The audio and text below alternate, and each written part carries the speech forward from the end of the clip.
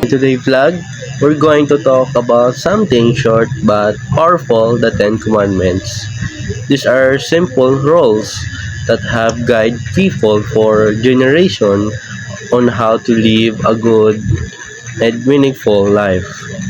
Even today, a lot of these lessons still apply to us, like being honest, respectful, and treating others the right way. So, in this video, I walk you through each one in a super easy and relatable way. So, let's go started.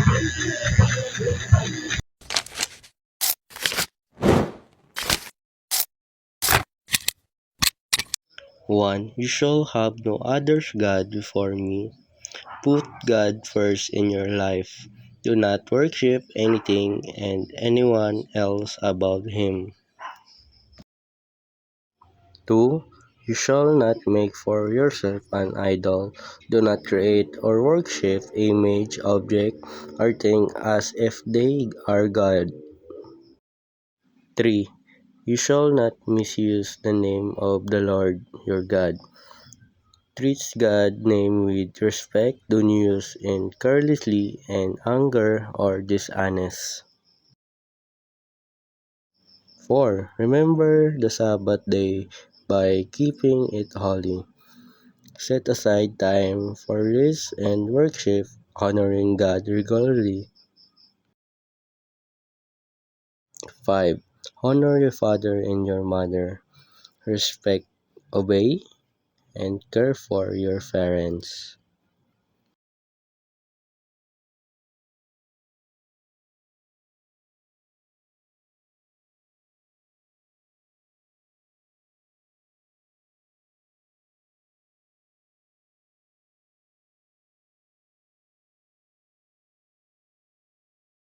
6. You shall not murder.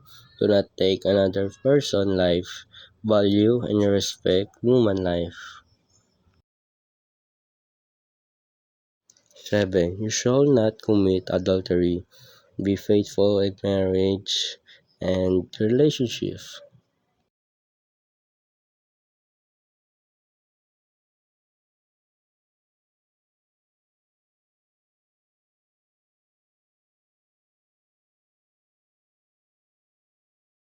8. You shall not steal.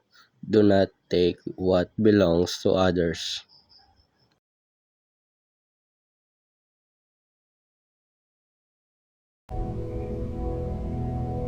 9. You shall not bear false witness against your neighbor. Do not lie or give false information about others. 10. You shall not covet. Do not be jealous of what others have. Be content and thankful.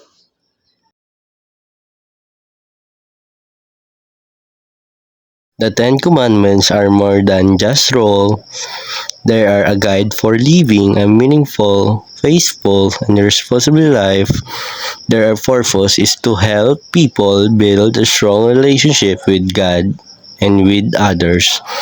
Even though they were written thousands of years ago, their lessons are still important today because they teach values that every person needs: love, respect, honesty, and faithfulness and self-control.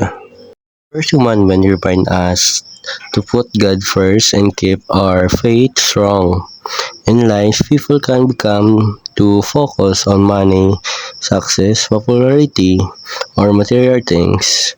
This commandment teaches us that true peace and purpose come from trusting God and remembering what is truly important.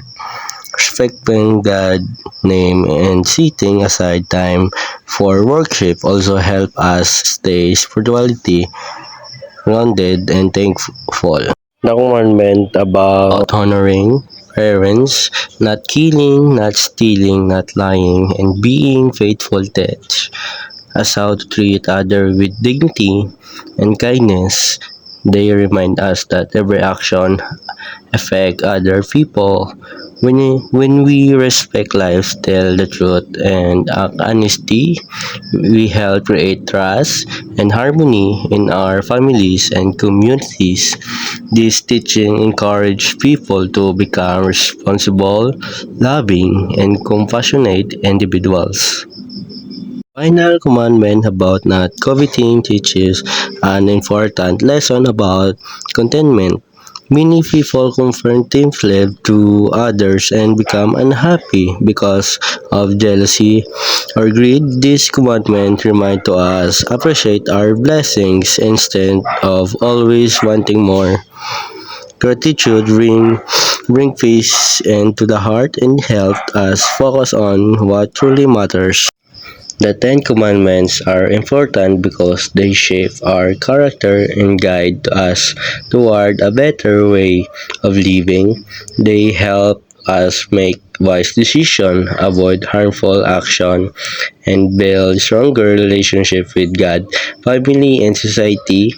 By following this teaching, we can live with purpose, peace, and love, becoming better people for ourselves and for others. Come to me, all who labor and are heavy laden, and I will give you rest.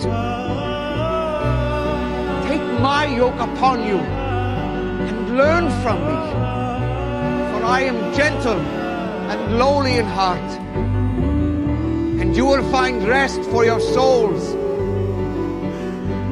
For my yoke is easy, my burden is light.